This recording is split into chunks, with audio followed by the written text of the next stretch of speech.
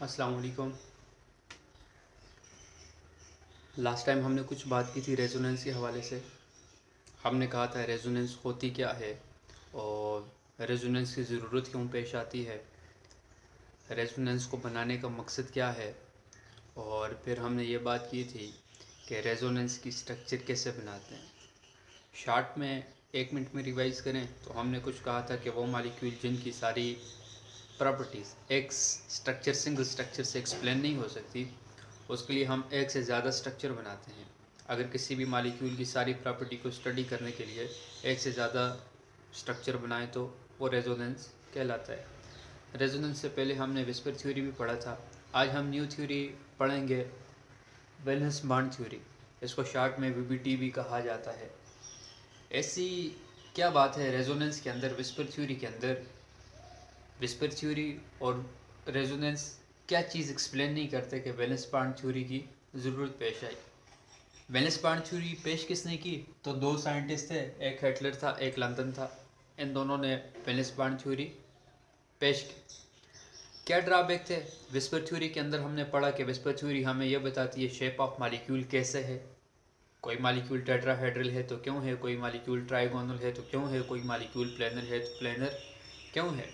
लेकिन अभी तक हमने ये नहीं पढ़ा कि दो एटम के दरमियान बॉन्ड कैसे बनता है। जैसे मैं कहता हूँ HCl के दरमियान ये वाला बॉन्ड बना कैसे। जैसे मैं कहता हूँ ऑक्सीजन डबल बॉन्ड ऑक्सीजन, ये वाला बॉन्ड डबल बॉन्ड कैसे बनता है। मैं कहता हूँ नाइट्रोजन ट्रिपल बॉन्ड नाइट्रोजन, ये ट्रिपल बॉन्ड कैसे बनता है।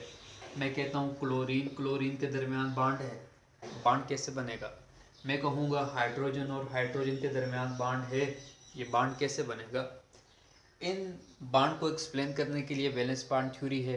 वैलेंस बॉन्ड थ्योरी ये बताएगी HCl के दरमियान कैसे बॉन्ड बना, ऑक्सीजन डबल बॉन्ड ऑक्सीजन कैसे हुआ, नाइट्रोजन ट्रिपल बॉन्ड नाइट्रोजन कैसे हुआ, क्लोरीन सिंगल बॉन्ड क्लोरीन कैसे हुआ।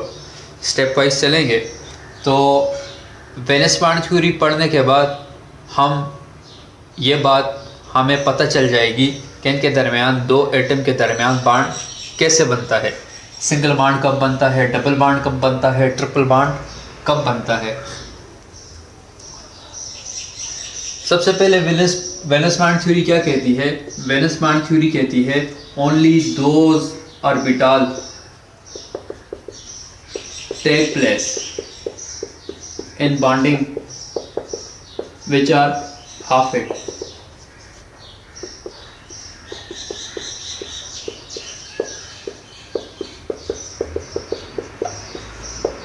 which are half it। यहाँ तक आने के लिए कुछ थोड़ा बेसिक चीज़ों की तरफ भी जाएंगे, जैसे इलेक्ट्रॉनिक कन्फिगरेशन। आप लोगों ने पहले पढ़ा इलेक्ट्रॉनिक कन्फिगरेशन, ऑफ प्रिंसिपल क्या होता है, आप लोगों ने पढ़ा हॉर्न्स रूल क्या होता है, आप लोगों ने पढ़ा पाली एक्सक्लूजन प्रिंसिपल क्या होता है।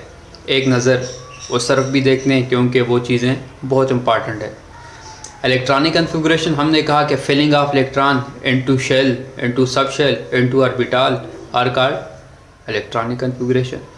मैं कहता हूँ किसी भी एटम के अंदर किसी भी एटम के शेल के अंदर, ऑर्बिटल के अंदर, सब शेल के अंदर इलेक्ट्रॉन्स को फिल करना इलेक्ट्रॉनिक कन्फिगरेशन कहलाता है। फिर आपने उसके 3 रूल्स पढ़े। पहला रूल आपने पढ़ा प्रिंसिपल क्वांटम नंबर जिसे बोला जाता है, और आप लोगों ने पढ़ा N+L रूल। ये आप लोगों ने पढ़ा होगा ऑफ बॉब प्रिंसिपल।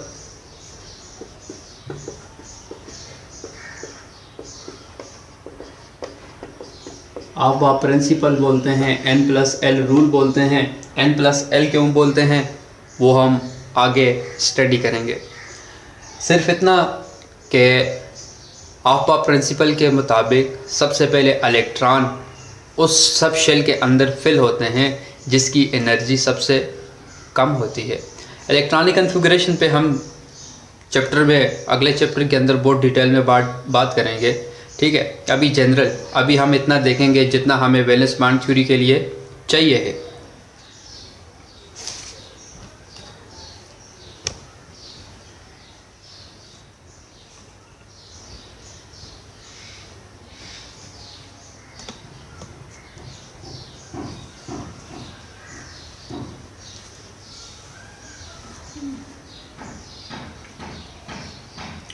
आफ्बा प्रिंसिपल क्या कहता है?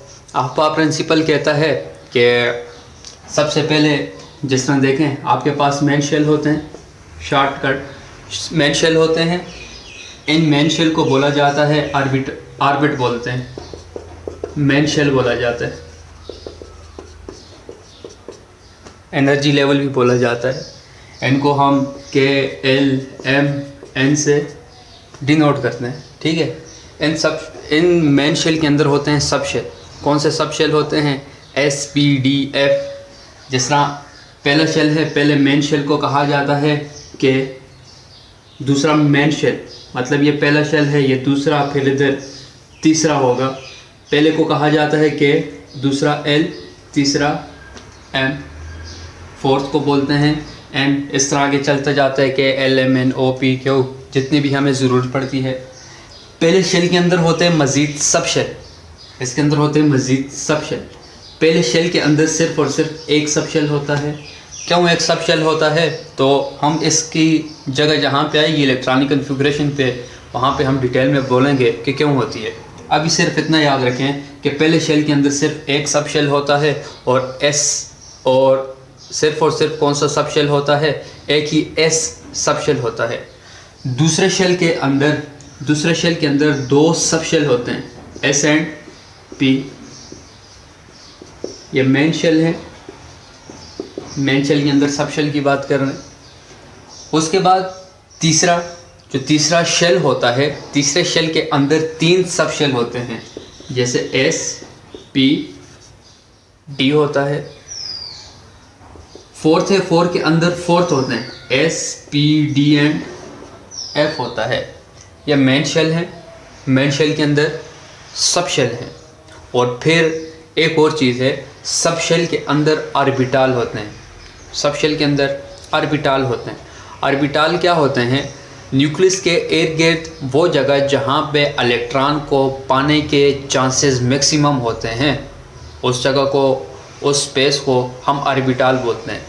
What is orbital? The region around the nucleus where probability of finding of an electron is maximum, जहाँ इलेक्ट्रॉन को पाने के चांसेस मैक्सिमम है।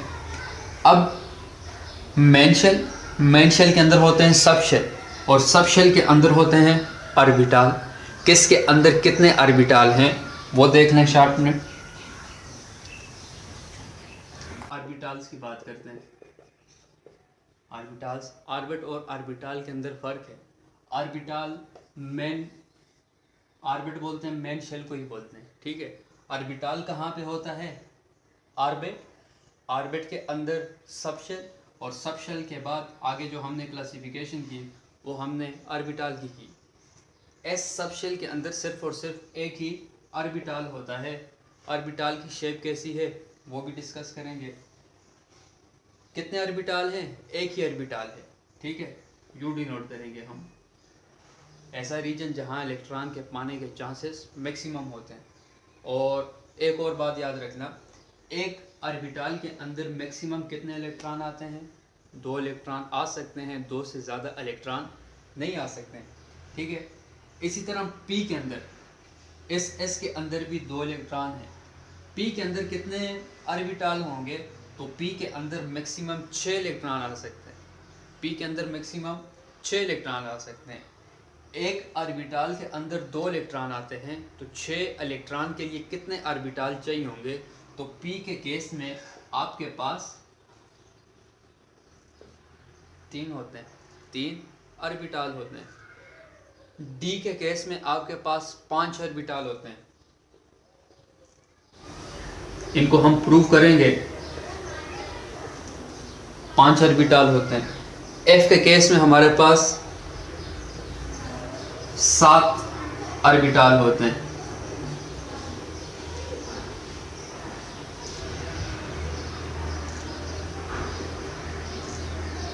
सात ऑर्बिटल होते हैं, ठीक है। एफ के अंदर मैक्सिमम जो इलेक्ट्रॉन आते हैं वो 14 आ सकते हैं। डी के अंदर 10 इलेक्ट्रॉन आ सकते हैं। पी के अंदर 6 इलेक्ट्रॉन आ सकते हैं। एस के अंदर 2 इलेक्ट्रॉन आ सकते हैं, क्योंकि एक ही ऑर्बिटल मौजूद है। 2 इलेक्ट्रॉन से ज़्यादा कभी भी इलेक्ट्रॉन नहीं आ सकते। यहाँ पे इस बात को छोड़ते हैं ठीक है। एस ऑर्बिटल की शेप कैसी होती है? एस ऑर्बिटल की शेप स्फेरिकल होगी। इस टॉपिक के अंदर ये चीज़ें ज़रूर मेंशन होंगी बार बार। एस की शेप कैसी है? स्फेरिकल। एक ये शेप आपने याद रखनी है, ठीक है। इन तीन को क्या बोला जाता है? एक को बोला जाता है 2px 2py 2px 2py 2pz। इस VBT के अंदर इन दो का ही जिक्र है, बाकी को हम फिर देखेंगे। दो का है, इन दो का S और P का जिक्र है। P की शेप कैसी है? px py pz। मैक्सिमम कितने इलेक्ट्रॉन आ सकते हैं? तो मैक्सिमम 6 इलेक्ट्रॉन आ सकते हैं, ठीक है। 6 इलेक्ट्रॉन किस तरह ऐड करेंगे? तो आप लोगों को याद हो तो आप लोगों ने 9th क्लास के अंदर पढ़ा होगा, हॉर्न्स रूल पढ़ा होगा। हॉर्न्स रूल क्या कहता है कि अगर आपके पास डीजेनरेट ऑर्बिटल हो तो हर एक ऑर्बिटल के अंदर पहले एक एक इलेक्ट्रॉन ऐड करने। फॉर एग्जांपल इसके अंदर मैंने 2 इलेक्ट्रॉन ऐड करने हैं तो मैं यूँ लिखूँगा एक इलेक्ट्रॉन। ऐसा कभी भी नहीं कि एक ही ऑर्बिटल के अंदर मैं 2 इलेक्ट्रॉन लिख लूँ, ऐसा नहीं। डीजेनरेट ऑर्बिटल का मतलब ये है ऐसे ऑर्बिटल जिनकी एनर्जी सेम हो। ये 2px 2py 2pz सब की एनर्जी आपस में सेम है। तो पहले सेपरेट अगर 3 इलेक्ट्रॉन ऐड करने थे तो तीसरा यहाँ पे आएगा। 4th इलेक्ट्रॉन ऐड करना था तो फिर 2px के अंदर ऑपोजिट स्पिन के साथ, फिर इसके साथ ऑपोजिट स्पिन 5, इसके साथ 6 से ज़्यादा नहीं आ सकते। P की शेप कैसी होती है? तो P की शेप होती है इस तरह डंबल वो एक्सरसाइज करने वाला होता है, बिल्कुल उस तरह डंबल यूँ। इसकी जो शेप है वो डंबल टाइप की है। डंबल कैसे? ठीक है, इतना याद रखें डंबल टाइप की है और फिर इसको हम 3 डायमेंशनल में एक्सप्लेन करेंगे। इसके बाद आगे चलते हैं। आगे क्या है? आप लोगों ने पढ़ा है, आफ्बा प्रिंसिपल के बारे में पढ़ा है। आफ्बा प्रिंसिपल क्या कहता है? सबसे पहले इलेक्ट्रॉन वहाँ पे फिल होते हैं जिनकी एनर्जी, जिस सब शेल की एनर्जी सबसे लो होगी।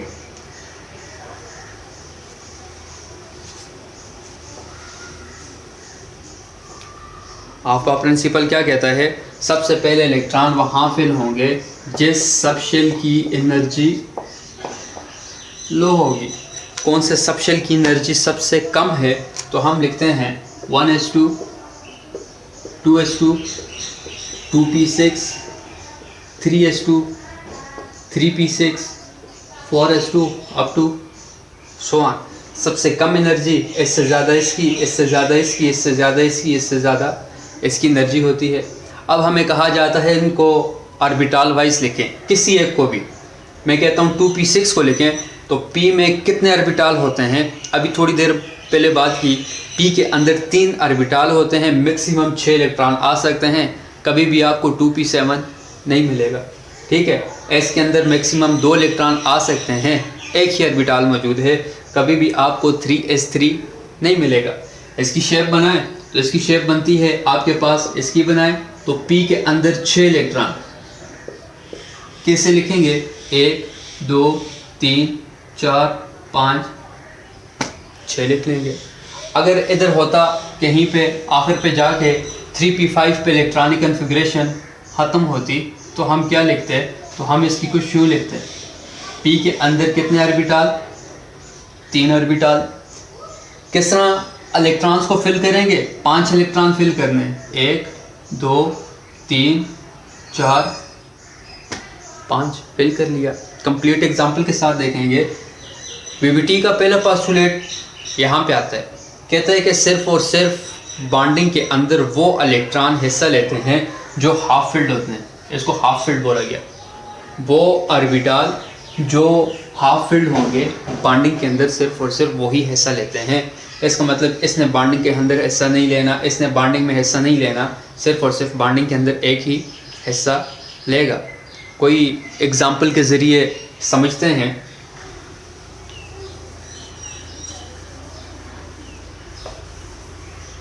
जैसे मैं कहता हूँ कि हाइड्रोजन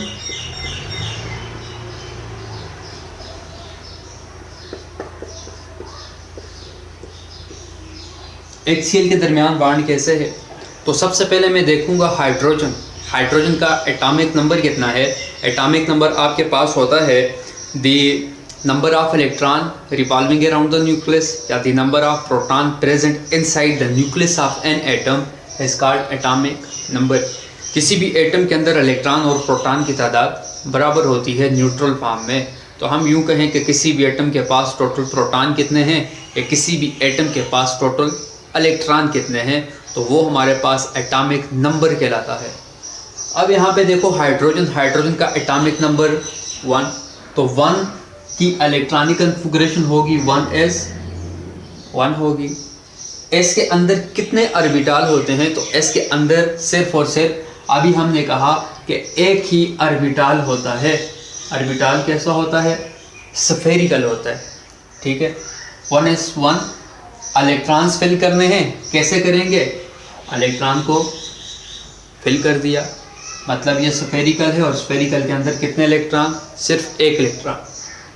क्लोरीन को देखें, क्लोरीन का एटॉमिक नंबर क्या होता है? Cl। क्लोरीन का एटॉमिक नंबर होता है 17। 17 इसके पास इलेक्ट्रॉन है, 17 इसके पास प्रोटॉन है।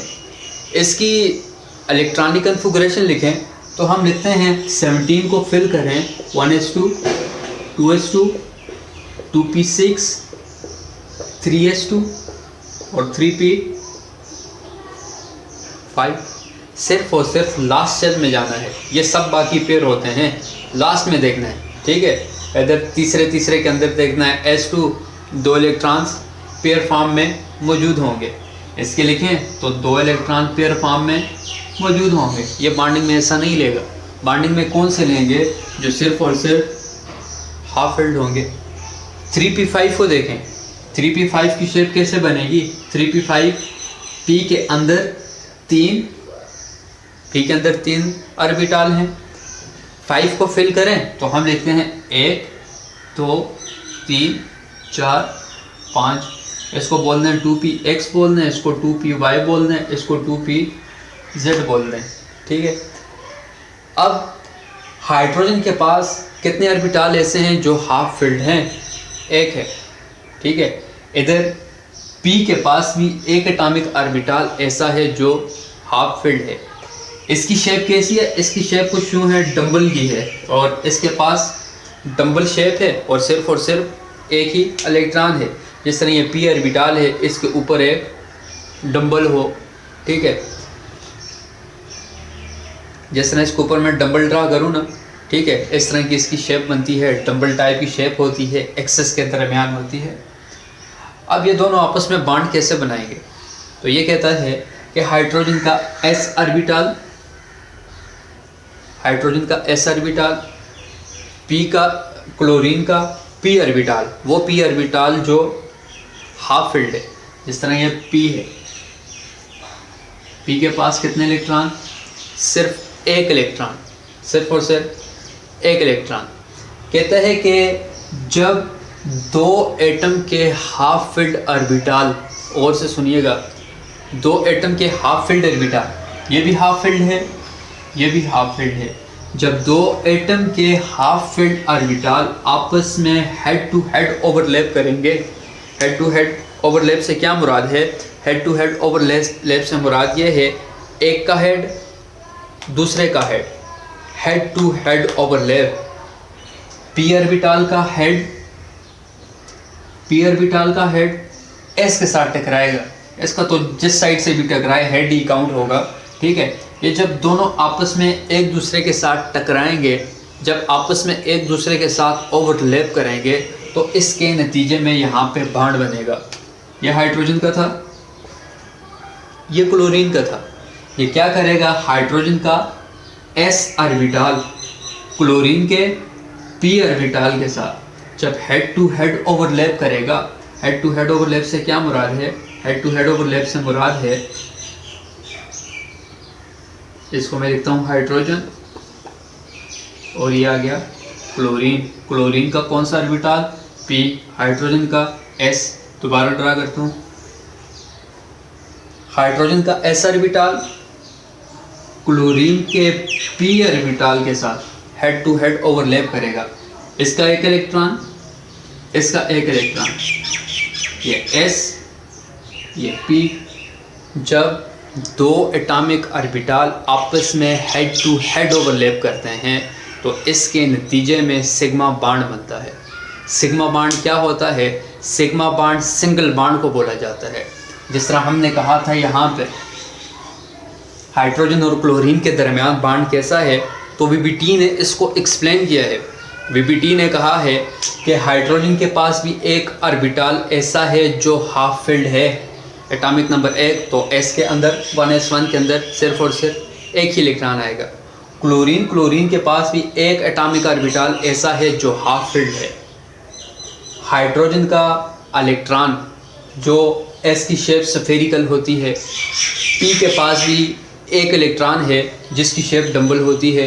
जब S ऑर्बिटल और P ऑर्बिटल स्फेरिकल शेप और डम्बल शेप जब दोनों आपस में ओवरलैप करेंगे तो इनके ओवरलैप करने से, हेड टू हेड ओवरलैप करने से एज आ रिज़ल्ट सिग्मा बॉन्ड बनता है। पहला पॉइंट यहाँ तक था। अब यहाँ पे आए पोस्टुलेट की तरफ। Orbital take place in bonding which are half filled. ऐसे ऑर्बिटल ही बॉन्डिंग में हिस्सा लेंगे जो हाफ फिल्ड होंगे। Those orbital which are completely filled orbitals do not take part in bonding। ऐसे ऑर्बिटल जो फिल्ड हैं, फील्ड का मतलब एक ऑर्बिटल के पास 2 इलेक्ट्रॉन तो ये फील्ड है, एक ऑर्बिटल के पास 2 इलेक्ट्रॉन तो फील्ड है, इसके पास 2 इलेक्ट्रॉन तो फील्ड है। ये जितने भी सारे हैं ये सारे के सारे फील्ड हैं। तो ऐसे ऑर्बिटल जो फील्ड हैं वो बॉन्डिंग में हिस्सा नहीं लेते। ये वीबीटी का दूसरा पोस्टुलेट। एक पोस्टुलेट, ऐसे ऑर्बिटल जो हाफ फील्ड हैं सिर्फ और सिर्फ वही बॉन्डिंग में हिस्सा लेंगे, जबकि वो ऑर्बिटल जो कम्प्लीटली फील्ड हैं वो बॉन्डिंग में हिस्सा नहीं लेंगे। ठीक है, इसके साथ हमने बात की सिग्मा बॉन्ड की। सिग्मा बॉन्ड सिंगल बॉन्ड को बोला जाता है। कब बनता है? तब बनता है जब हेड टू हेड ओवरलैप हो। Head to head overlap of atomic orbital.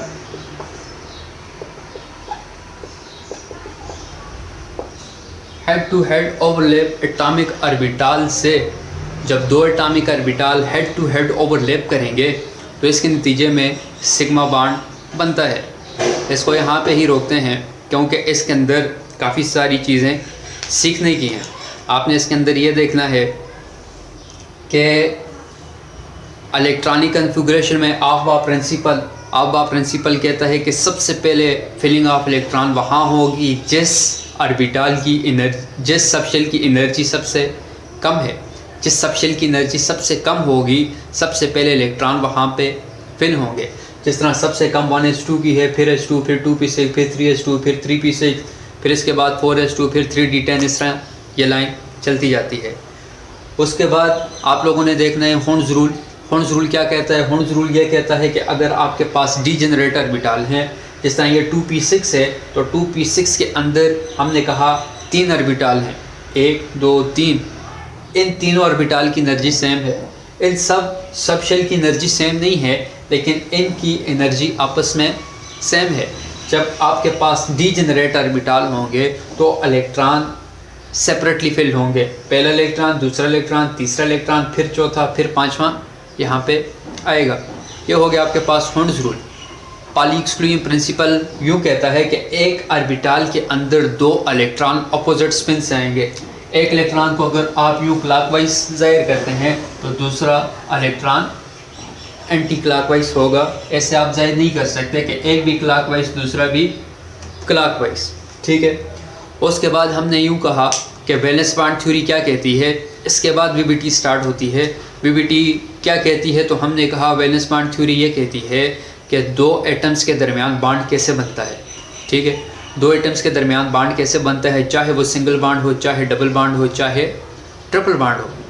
फिर हमने कहा कि वैलेंस बॉन्ड थ्योरी ये कहती है कि ऐसे एटम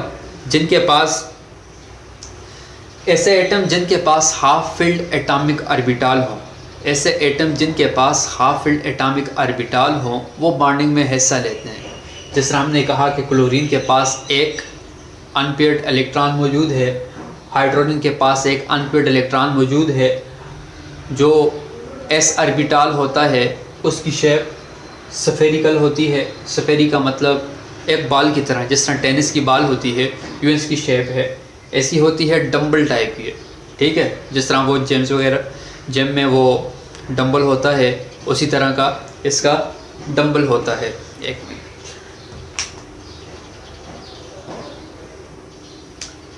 यूँ ही इसका डंबल होता है। हमने कहा कि जब एस ऑर्बिटल और पी ऑर्बिटल दोनों आपस में हेड टू हेड ओवरलैप करेंगे तो इसके नतीजे में सिग्मा बॉन्ड बनता है, सिंगल बॉन्ड बनता है।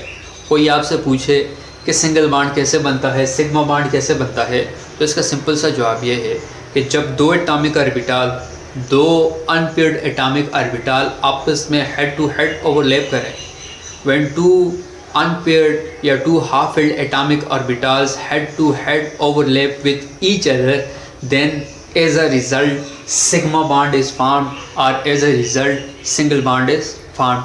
अभी हम डबल बॉन्ड की तरफ नहीं गए, ट्रिपल बॉन्ड की तरफ नहीं गए। अभी हमने कुछ यूँ भी बताना है कि कुछ एटम ऐसे के जिसमें एस ऑर्बिटल ओवरलैप करें, फिर हमने बताना है एस पी ऑर्बिटल आपस में ओवरलैप करें, फिर हमने बताना है पी पी ऑर्बिटल आपस में ओवरलैप करें विद